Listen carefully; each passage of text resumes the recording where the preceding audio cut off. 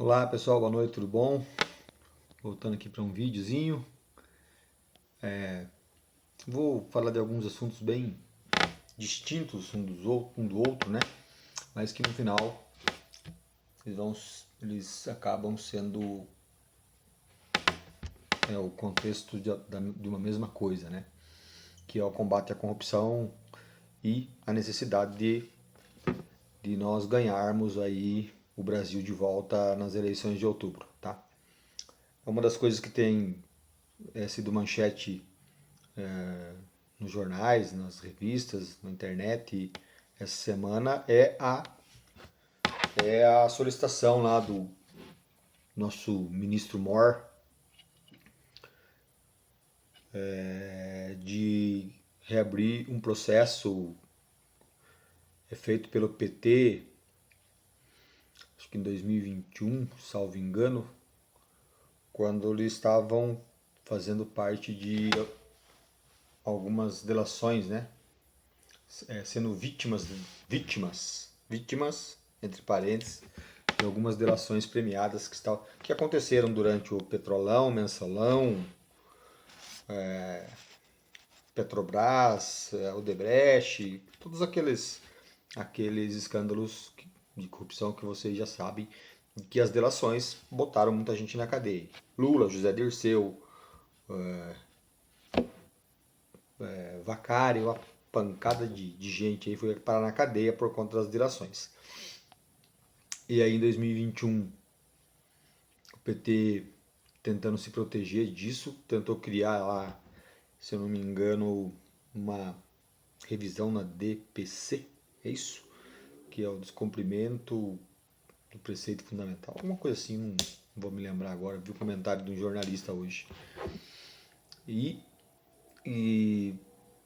2023 foi ignorado, né? Embora esses descumprimentos ocorreram lá na delação do Mauro Cid, porque o acusado era o Bolsonaro e o mesmo Mauro Cid cometendo vários erros, descumprindo várias normativas para uma delação, todas elas foram aceitas e sem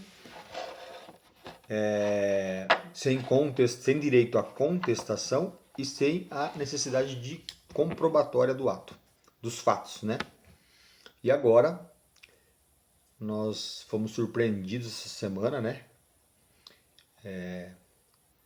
5 anos, quase 5 anos depois, né? Com o desengavetamento lá pelo nosso ministro Mor dessa para que seja votado essa revisão do, da, da, das delações aí, das delações premiadas. O Alvorcaro está lá e vai agora tá, nos próximos dias aí já saíram alguns nomes, né? Na mídia aí algumas coisas já estão aparecendo, alguns nomes de esquerda, nomes de direita aí, gente, nomes de centrão, não tem proteção, tá? Depois eu vou comentar um pouquinho sobre essas listas, tá? Antes disso, eu vou só terminar a linha de raciocínio aqui. Ele desengavetou, vai para votação, precisa ser revista, né? E, a grosso modo, eles estão tentando diminuir o poder de tiro, né? Poder de fogo, por exemplo, né? Por exemplo, da delação de alguém que já esteja preso. No caso Vorkado, né? Então tem menos peso, né? Ou menos peso para zero peso, né? O fato dele estar preso já e existe a possibilidade dele estar trocando a liberdade dele para falar o que as pessoas querem ouvir, né? Ele me lembra muito uma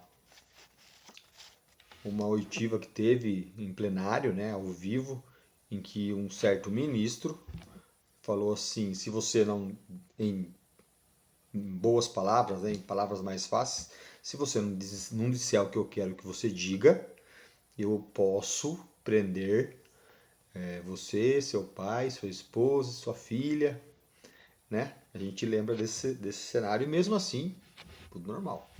Inclusive para a nossa imprensa, que achou tudo maravilha. Agora que eles estão sentindo na pele o que é, né?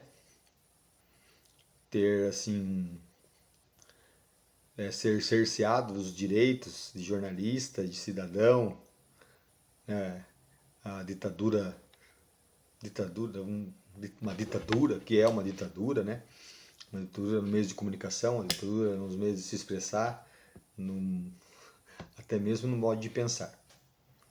Então, nosso amiguinho desengavetou agora, do nada, causou um alvoroço até mesmo na imprensa, dizendo que, nossa, agora, bem agora, por que não considerou isso 2 anos atrás, 4 anos atrás, 5 anos atrás, quando o delator era o Mauro Cid e quando o acusado era o Bolsonaro. Beleza? Voltando às listas, pessoal. Voltando às listas de delações, né? Nós tivemos já delação. Eu vou repetir, eu vou fazer copiar aqui alguns memes que estão ocorrendo na internet, né? Em todas as listas de delação que nós já tivemos até hoje. E estão nelas delação do Petrolão, delação do Mensalão, delação dos Correios, a delação do INSS, a delação que envolvia é, as coisas lá da Odebrecht, lá, os subornos da Odebrecht. Então, 6 ou 7 delações que já houveram, e agora a delação do Vorcaro, né, do Banco Master. A única pessoa que não aparece em nenhuma delação é a pessoa que hoje está presa, sem nunca ter cometido, pelo menos dentro dessas delações, um ato de corrupção, tá? Que é o ex-presidente Jair Bolsonaro, né? Lula já foi preso por delação, o José Dirceu já foi preso por delação, Lindenberg já foi quase preso por delação. Faça suas pesquisas aí na internet. Esse pessoal que está aí solto aí, bastante gente, né? Alguns ministros, inclusive do Supremo Tribunal Federal, estão na delação e estão soltos, né? Ainda soltos, ainda atuando como juízes da Suprema Corte, que já não deveriam estar mais, mas enfim. Beleza? Mas assim, pessoal, aí eu vou fazer uma crítica para nós, né, que precisamos aí vencer essa eleição aí para nós. Está tudo isso acontecendo e ao invés das pessoas, os nossos aliados, focarem em tornar isso público, cobrar para que as coisas aconteçam, que as coisas sejam feitas, cobrar justiça todo santo dia, segunda, terça. A esquerda ela usa uma artimanha, ela diz assim, ó, uma mentira ela se torna verdade quando ela é repetida muitas vezes. E eles fazem isso muito bem. Então, não que a gente vai repetir mentira, tá? Eu não sou a favor de repetir mentiras. Isso é uma artimanha da esquerda. Repetir uma mentira várias vezes para que ela se torne uma verdade. Pelo menos no ouvido das pessoas aquilo martela e acaba se tornando uma falsa verdade.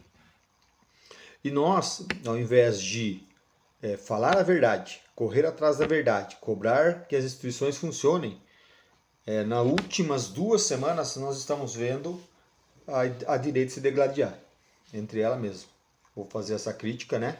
Nós estamos vendo aí Eduardo e Nicolas, né? Espero que vocês aprendam, né? Que não é assim que vocês vão ganhar uma eleição. Vocês têm as suas diferenças, liguem um para o outro e resolvam entre vocês, né?